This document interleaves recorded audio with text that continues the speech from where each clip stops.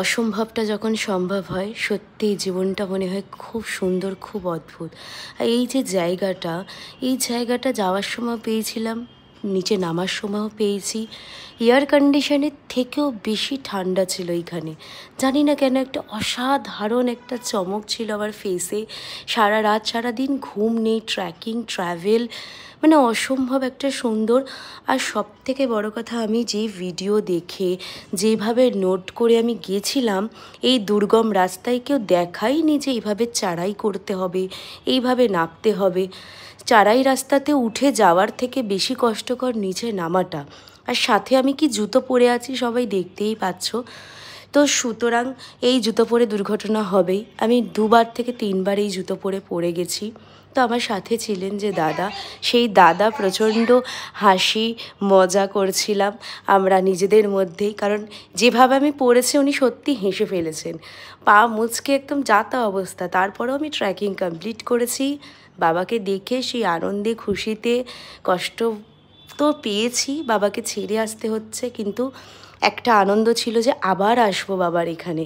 তো এই হচ্ছে রাস্তা, যেটা ট্রেকিংয়ের কোনো রাস্তাই নেই। এরকম পাহাড় পর্বত কেটে কেটে একটু একটু করে রাস্তা করেছে, যেখানে লোকের পায়ের একটা নিশান অবধি নেই যে এই রাস্তা থেকে মানুষজন হেঁটে যায় বা আসে। যাই হোক, তো এই হচ্ছে রাস্তা, এই হচ্ছে সুন্দর। অবশ্যই এখানে গেলে ট্রেকিং শু দরকার। আর খুব খুব ঠান্ডা প্রকৃতির মধ্যে একটা যাওয়ার আনন্দটাই আলাদা। দাদা আমাকে প্রচণ্ড গাইড করছিলেন, যে দাদা আমার সাথে ছিলেন, যে এই রাস্তা ধরে আসো, ওই রাস্তা ধরে যাও। এই যে দেখতে পাচ্ছ এখন দুর্গম পথ অতিক্রম করছি আমি। এত দূরে বসেছে মহাদেব, এত কঠিন রাস্তা, কিছু বলার নেই।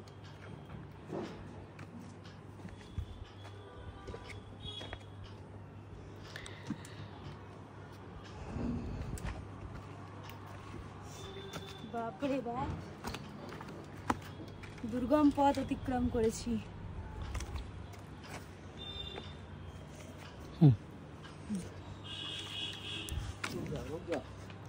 আমি নিজেও একটু রাস্তাটা দেখাতে দেখাতে নামছি তোমাদের।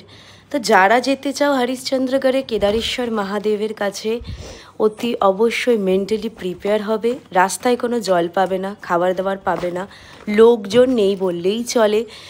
হাতে গুনে তুমি গেলে তুমি, সাথে আরও 2-3 জন হয়তো। তো আবার সেই রাস্তা পথ ধরে আমি নিচে নেমে আসছি। আর এখানে সেই জায়গা যেখানে আমি পড়ে গেছিলাম আবার। যাই হোক, পড়তে উঠতে বসতে এসব করতে করতে প্রকৃতি দেখতে দেখতে আমি আমার জার্নি কমপ্লিট করে